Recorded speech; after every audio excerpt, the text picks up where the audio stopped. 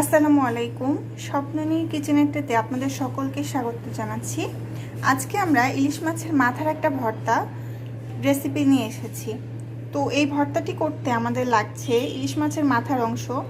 এখানে আমি দুইটা ইলিশ মাছের মাথাকে কেটে একটু কুচি কুচি করে নিয়েছি। নিয়ে নিচ্ছি পেঁয়াজ, কিছুটা রসুন থেতলে নিয়েছি, আর এখানে কাঁচামরিচ বাটা নিয়ে নিয়েছি। ভর্তার জন্য আমাদের লাগছে সরিষার তেল এবং স্বাদমতো লবণ। আর ভর্তাটায় একটু হালকা কালার দেওয়ার জন্য আমরা 1 চা চামচ পরিমাণ লাল মরিচের গুঁড়ো ব্যবহার করব। এবার আমরা চলে যাব মূল প্রিপারেশনে। চলুন দেখে নেই কিভাবে ভর্তাটি তৈরি করছি।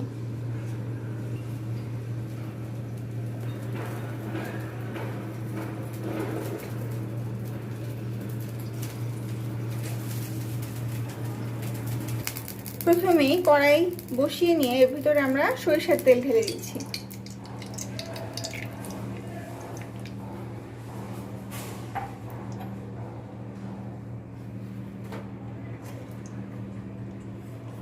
এবার এতে নিয়ে নিব থেতলে রাখা রসুন কুচি।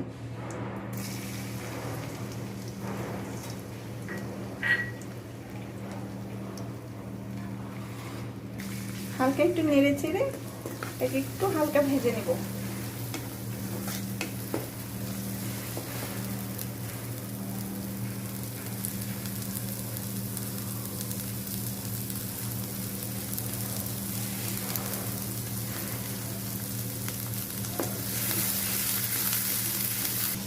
এবার নিয়ে নিচ্ছি পেঁয়াজ কুচি।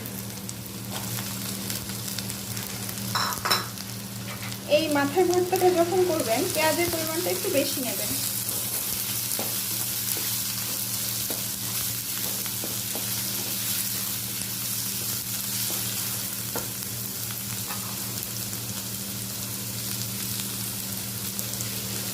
পেঁয়াজটাকে একটু তাড়াতাড়ি সিদ্ধ করে নেওয়ার জন্য আমরা এটাতে 1 চা চামচ পরিমাণ লবণ দিয়ে দিব।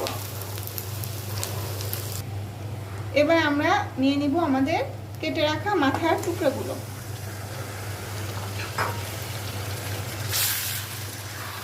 একটু ভালোভাবে তেলে ভাজা ভাজা করে নিব।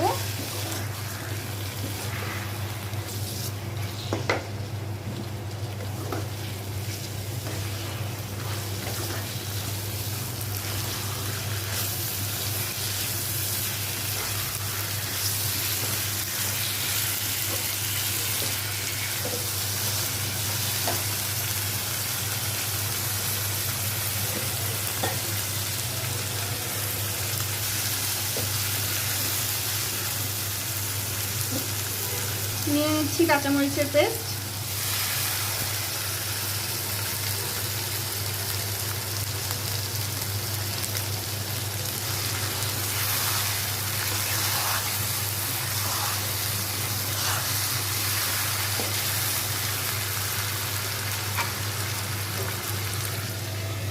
এবার ঢেকে রেখে দেব 5 মিনিট।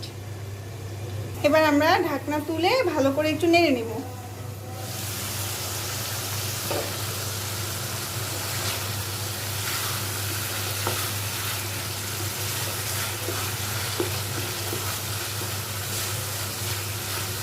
এবার একটু কালারের জন্য 1 চা চামচ পরিমাণ শুকনো মরিচ গুঁড়া দিয়ে দিলাম।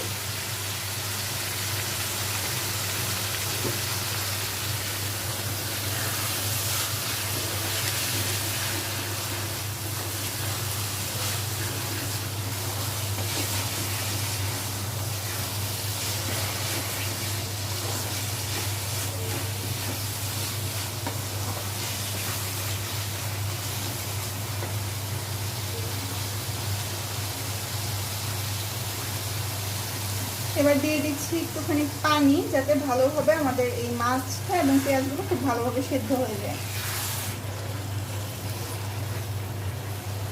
চুলা কমিয়ে দিয়ে ঢেকে রাখবো 10 মিনিট। এটাকে আমরা ধীরে ধীরে রান্না হতে দেব। চলুন ঘুরে আসছি 10 মিনিট পরে।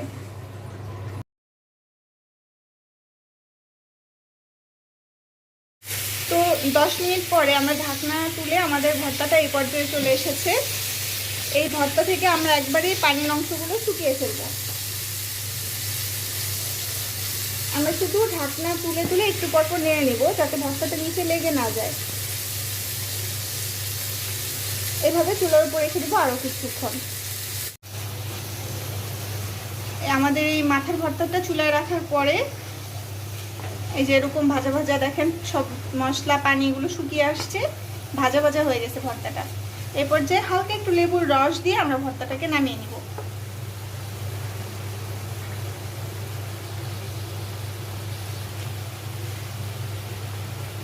এবার আমরা ভর্তাটাকে নামিয়ে একটা বাটিতে পরিবেশন করে নেব।